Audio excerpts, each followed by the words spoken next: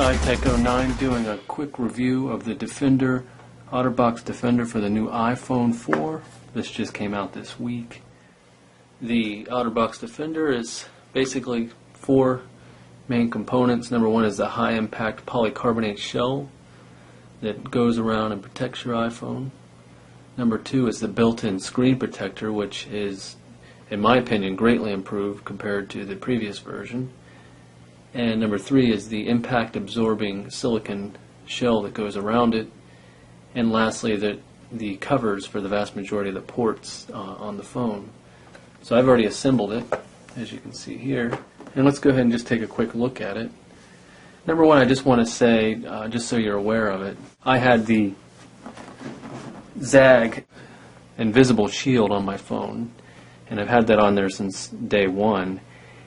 And I had planned on keeping it on there, but it turns out that it's actually not compatible with this new otterbox Defender. Now I'm sure some of you may make it work, and it fit in there fine and it closed fine. But what happens is the Zag shield on the bottom moves the phone in such a manner that the iPhone screen is not in direct contact with the built-in screen protector. So what happens is you have to press down hard on the screen in order to move anything. So the capacitive touch screen works much better with the Zag invisible shield removed. So let's go ahead and take a look at what it has to offer by looking at all the different ports.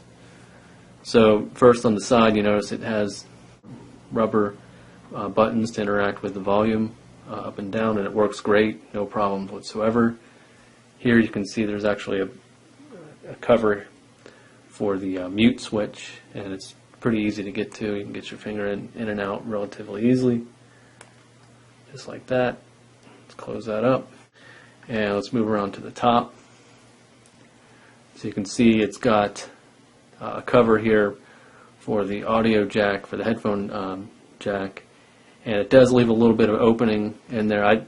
It lined up nice before. I think I didn't put it on there correctly, but it also has a little opening for the cancellation, noise cancellation microphone.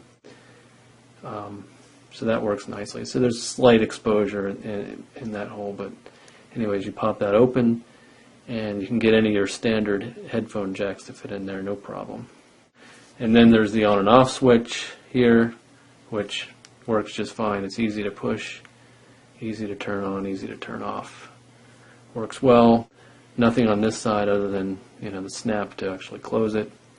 And then on the back, I believe on the older models they used to actually put a little foam over the speaker and the microphone. But I think people were having problems with echo sounds when they're making phone calls. So now it's open.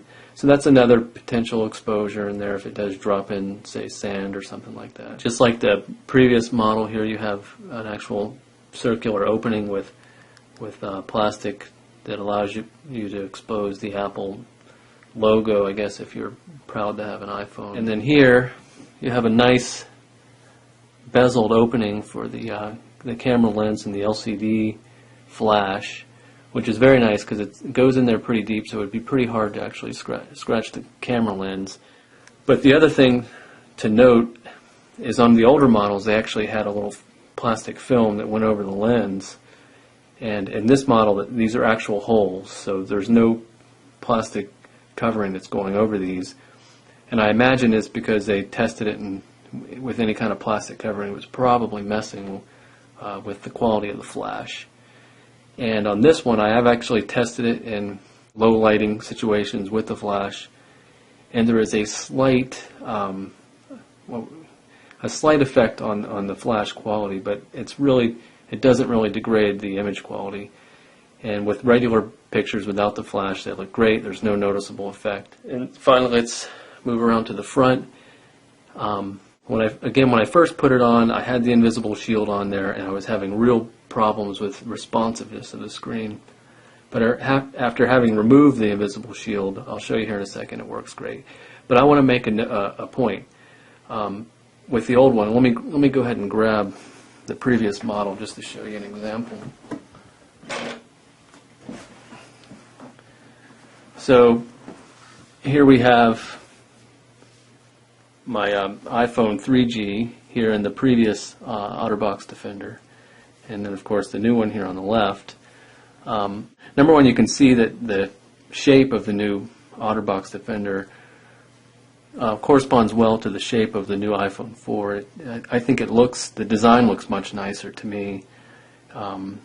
It's a very nice job. I think they did a wonderful job in terms of designing it and giving it that iPhone 4 look.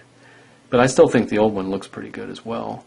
But the thing that I wanted to note is that, as many of you are aware, there's been this problem with what people call this watermark effect, that with the old screens, when you push down on it, and the phone in here does not have a screen protector, by the way, but when you're pushing down on it, it actually causes this screen protector to adhere to the underlying glass, and it gives this almost like wet look to it. And the more you move it around, the more it actually builds up, and it's hard to get to go away. Now, of course, there are solutions to this, and one of the potential solutions that works decently well is to take baby powder and just put a fine dusting of baby powder on the inside of the built-in screen protector. And that works. The only problem with that is it's almost impossible to put it on in such a way that you don't actually see the baby powder under the screen. So it works, but it's what I would consider suboptimal. Well, when I first put together the new phone with the new Defender case, I actually did the baby powder trick when I had the zag on there, and I wasn't having any problems with the watermarking. But again, I was having trouble with the capacitance screen. And so when I removed the zag invisible shield, I decided not to do the baby powder effect on the screen. And it seems to me, if you look at it in just the right light, there is a slight, almost rainbow effect in the center of the screen. I think you can see a little bit there. And this is without any modification. And you can push on it and you do not get a watermark effect. You just get that very slight rainbow effect, which I find, even with the lights off, I have bright light shining on it, you can barely see it. The screen looks really nice. I no longer have that orange peel effect that I could see when I had the zag on there. And I have a screen protector that has no watermark effect, so I'm very happy with it. And as you can see here, it's super responsive. I mean, I'm barely touching it.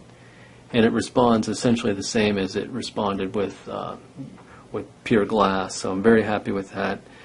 I also wanted to show you, they have a new and improved carrying case here with a belt clip, holster, whatever you want to call it. As many of you know, in the previous one, it was pretty difficult to get the phone out once you put it in. You essentially had to squeeze and pull hard, and it just never felt really easy to do. But now with the new case, you simply push it into the bottom, pops in, snaps in, holds it nicely, and when you're ready to take it out, you just lift this up. And of course, just like before, it's a ratcheting belt clip, so you can go vertical or horizontal, whatever makes you happy. So that's basically my quick review of the new OtterBox Defender for the iPhone 4. I got to be honest with you, I love this case. I would give it 10 stars out of 10 stars. I mean, I have no major complaints. I think it's great. So go ahead and give me some feedback, and I hope you enjoyed this review.